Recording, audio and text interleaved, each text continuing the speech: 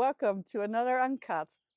We're here in sunny Cannes, where I'm speaking to Emily Rickard, CEO of Buck.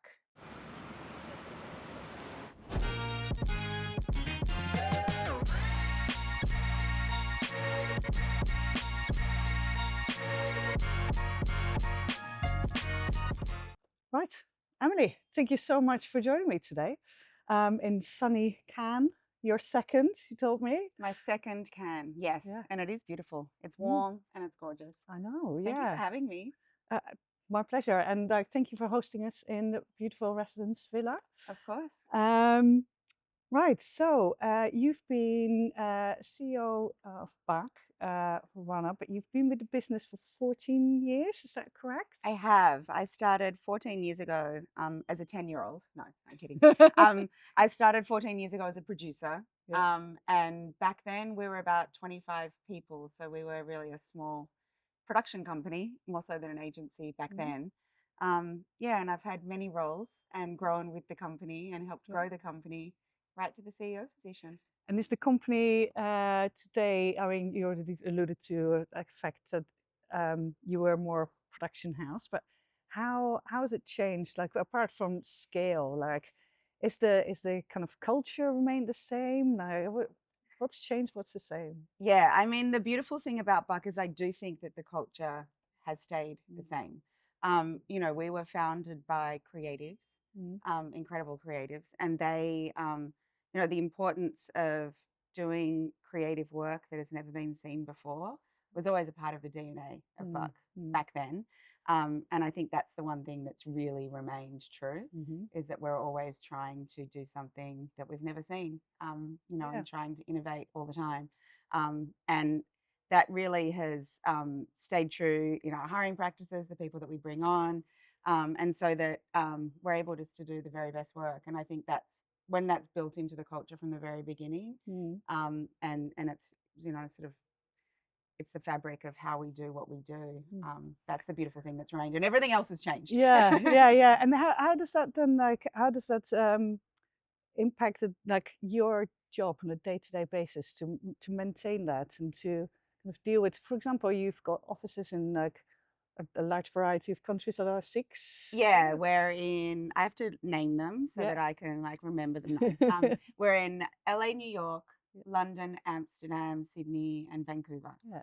And our offices in the other global cities outside of the US are a little bit smaller, but still very true to what we do in the US, just Mhm. on a slightly smaller scale. And then we also work together globally quite a lot. Mm. So we'll work across projects Yeah. together too. And how do you make sure that like you deal with like international offices of different cultures, but that they are all part of that same how do you do that as a leader? Yeah, I mean, I've got an incredible leadership team, and each of the people that are leading our global studios, we call them our global studios, came from Buck before they Yeah. went and started those offices, and Okay. so they brought with them the Yeah, culture yeah. that we had already built in the US. Yeah, so Yeah, that's different then. Yeah, it's a good, it's a wise move. And you're also, I mean, you've got 400 people, you've got freelancers. yeah. I think we've got about 160 freelancers y- in today. yeah, It's a that's a lot. decent Yeah, amount. Yeah. yeah. Um, with freelancers as well, like you must have a very strong culture that you can relate to people coming in to really fit into Yeah. what you build. So, like, if you think about your leadership team and managers throughout the business, how do you kind of keep that same how do you foster that culture of innovation throughout business and that trickles down and gets Yeah. everybody excited in the same way? Yeah, that's a good question. I think, look, we've built a lot of process and a lot of systems so that we can onboard people and bring them into what we do and how we do it. And then once you've got those built and in place, then you really get to explore and Mm, play mm, around it. So I think that, Buck has a decent reputation in the industry, and I think freelancers are mm, always really excited to work with us mhm. and sort of fit into our process Yeah, and figure out how we do what we do. And each team has really great leadership inside of the project and then also at the department level, and innovation is just something that's really encouraged and fostered mm, and even built into the way that we allocate people's time. yeah, So it's just always something that we've done and we're going to continue to do. yeah, yeah. Yeah. And going back to you and your journey in the business, I imagine when you started, you didn't think you were going to end up as the CEO of Oh a God, company no. that's more than 20 times the size that you when you started. Yeah, absolutely. Um, My experience as a producer back then as well was pretty limited in the space that we operate in as Buck.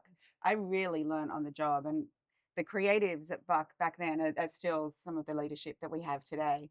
We have really good retention at Buck, and so the people that I'm working closely with have been there since I mhm. started. But they were teaching me. I mean, I remember like I'd never really done anything in 3D animation before, for Yeah. example. And I would go back into my office and Google like, what is tweening? Because someone would say in dailies, oh, we need to work on the tweening. And I'd be like, yes, we do. And I'd be like, oh my God, what is that? Don't So know what is it? yeah, Yeah. so I mean, all I had to say is I learned a lot on the job, Mhm. and was surrounded by people who were really forgiving, I think. Yeah, yeah, yeah, yeah. But I had no idea I would be the CEO. I was Googling what tweening was, Yeah, well, I mean, everybody's got to start somewhere. I do Exactly. feel that there is, like, in a lot of organizations, and I just did a human, there is this urge to all show that we know everything Yeah. and be afraid to just say, I don't know what it is, but I want to learn.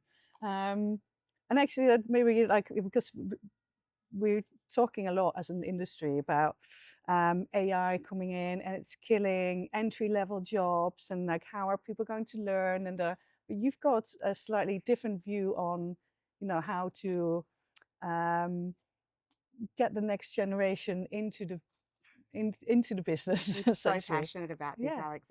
It's so important to me that we continue to bring young, emerging talent into companies, not just ours. I think it's every yeah, creative agency's responsibility to continue to nurture the next generation of talent, especially now.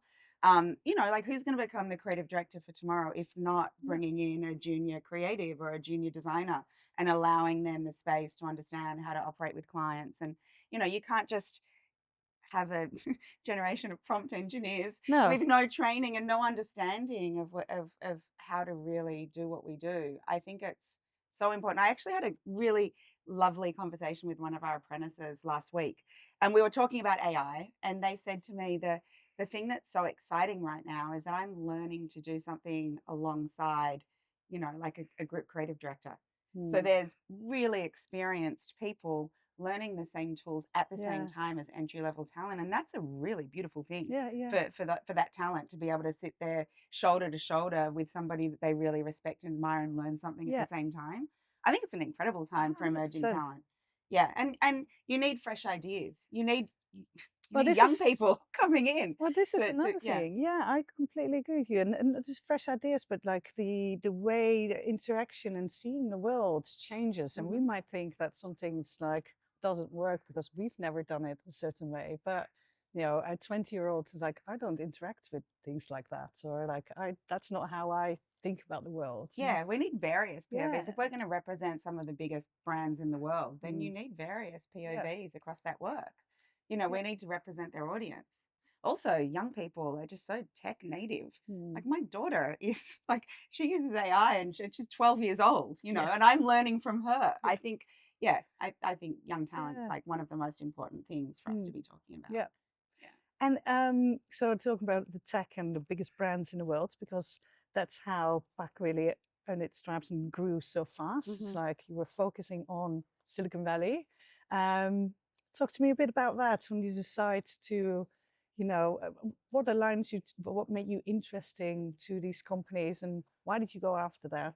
Yeah, I think probably our first tech relationship way back then was with Apple. And we had just a really nice relationship. We really understood um, how to work at their standard and at their Hmm. level. We had some of the very best creatives at Buck at the time Hmm. that are still there. And then from that relationship, I spent a bit more time up in Silicon Valley and built relationships across other tech Yep. companies as well. I think Meta was the next one that really, really grew quite large, and then Google as well. And I think because we are innovative as a company and as a part of our process, it really we spoke well with people who were building products inside of those tech companies. Yeah. We spoke the same language. We were, learning and trying to do new things together. And through those relationships, those clients kept asking us to do more and more. So, I mean, I remember back, we were working with Meta. AR had just started to emerge, and we had a lot of creative technologists at Buck who were just playing around, Yeah. playing with stuff, creative coders, Yeah. you know, who were really fluent in After Effects and coding through After Effects. And Meta came and said, we're going to be releasing some face filters. Can you help us design what they should be? So we had, you know, strategy and design, and we thought it was a design exercise, right? And Yeah. it could do this, and this would be really fun, and you know, everyone wants to be a bunny rabbit, right? So I apologize to the world for Yeah. that.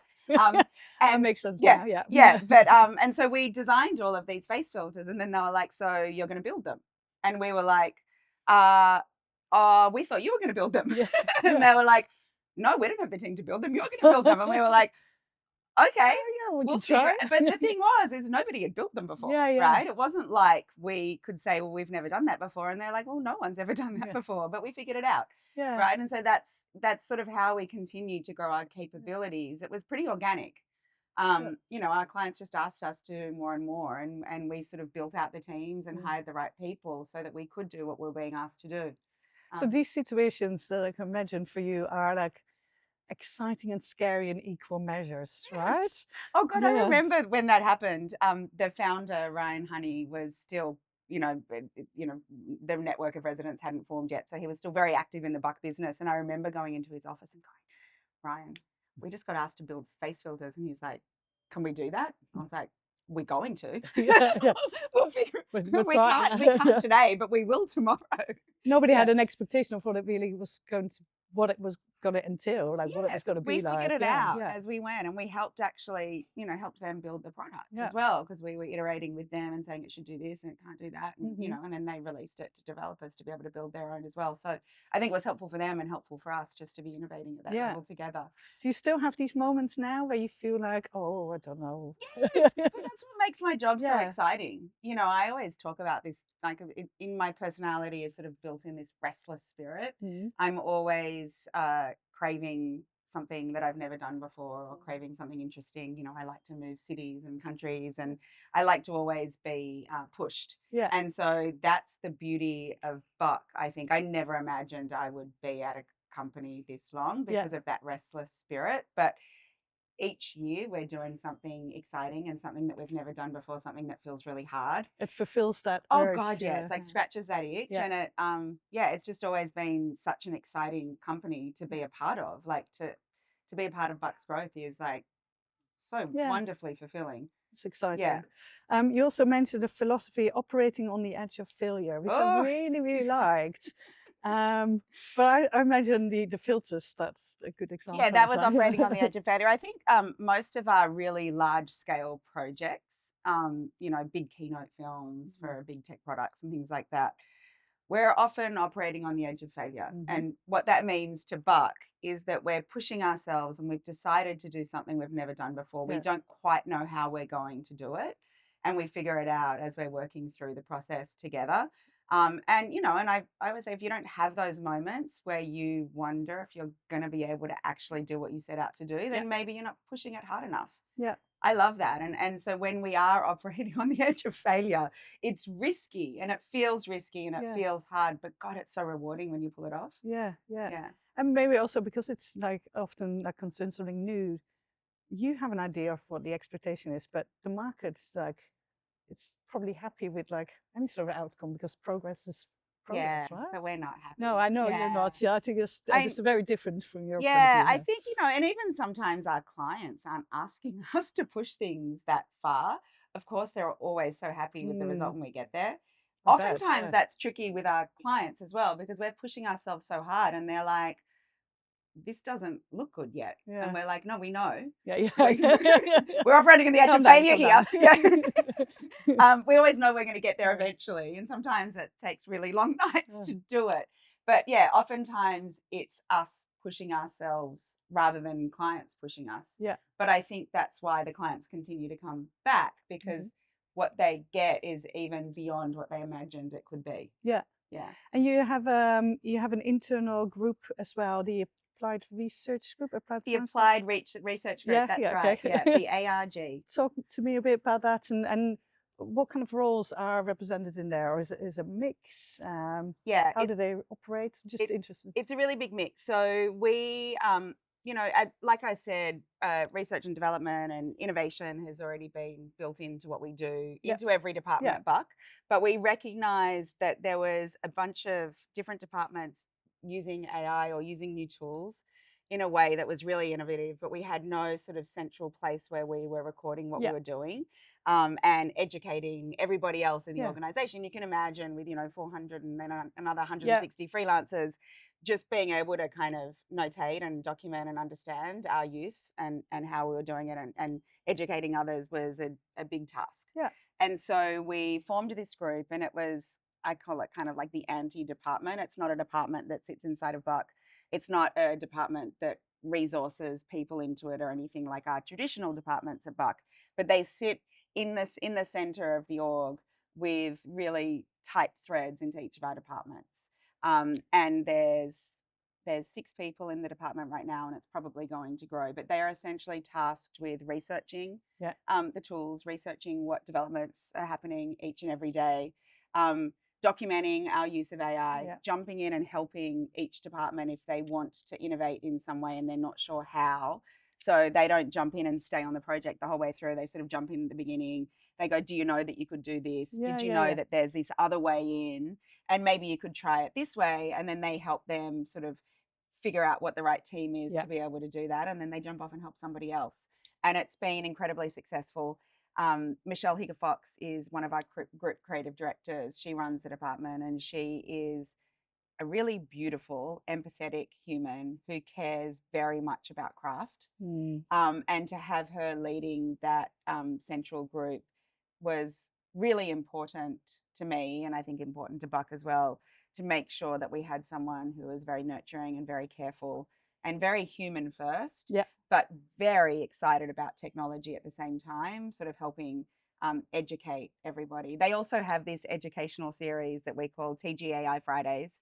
Leadership did not ask them to do it, but they just started this Friday educational hour where somebody would come and we would do a Google Meet, and everybody was invited, and they would just show what they were working on. Mm-hmm. And it would be messy and it would be Yeah. unstructured, but it was just an educational series, and it got really popular. And now we record them and we keep them as a sort of, educational Nice. database, so people can, I want to learn how to do, whatever it is, and then Yeah. and then they can point them to the recording of the Yeah. TGI Yeah. Friday session where So they taught. Yeah. you're really making sure that all the lessons and learnings across the business, through the applied research group, Yeah. And are it's a really middle out. documented. Yeah, and it's a middle out approach, Alex. It's not top down. It's not like Yeah. we were like, hey, you need to learn this Yeah. and you Yeah. need to learn this now. It was peers showing other peers how different tools were sort of supercharging their creativity Yeah. in a really fun and non-precious way. Yeah. And so that's how you transform an Yeah. organization, is you let your peers who so if someone that they really trust and whose creative output they really admire, show them the way, Mm-hmm. instead of the CEO putting out Yeah. some stupid message about AI and telling everybody they need to use it, Well, you can also say that it's really like native to the business, right? You have the type of people within your business that think about that as much as you do Yeah. from the top, right? Yeah. Because you can say stuff, but if it's not part of your DNA, it won't happen. Yeah. They're Exactly. just empty values. Yeah. Okay, so my last question is kind of like, what's next? What's next? Yeah. Oh God. I think what's next is exciting. I think the industry is in a very transformational moment. Transformative. Yeah. I think I made up a word. It's in a very transformative moment. And I'm excited that Buck and also Residents as a network are there to kind of meet it head on. I think that technology is going to continue to offer things that are going to make what we do really exciting. I think that innovation right now is obviously one of the most incredible things that people can jump onto as creatives. And I'm excited to see where we can go with it, while still remaining human and craft first. Yeah. You need to have the ideas in order to use the tech, right? Yeah. Yeah. And residents as a group, how will they support you? Will you support them?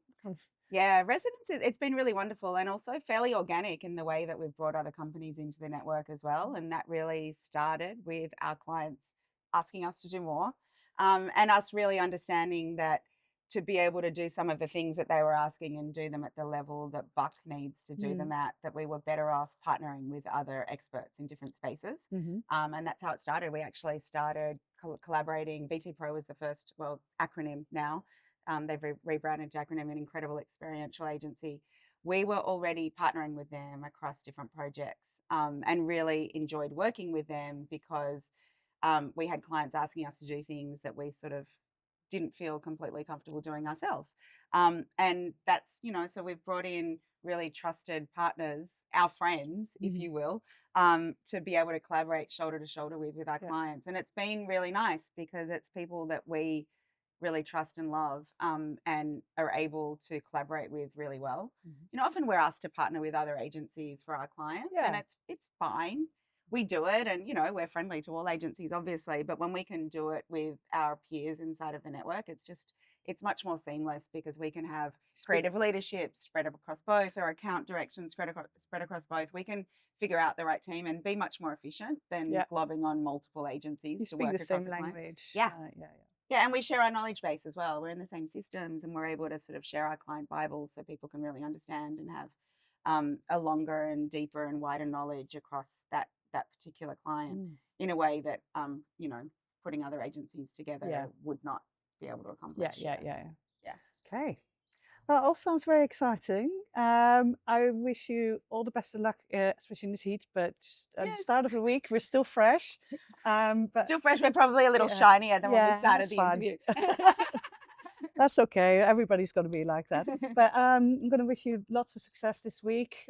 Make the most of it. And thank you so much for taking the time to sit down with us today. Well, It's thank been really you. good talking to you. Oh, I love Okay, talking to you. It's good. going to be the highlight of my can. Oh, thank you. I'll take that. All Okay. right.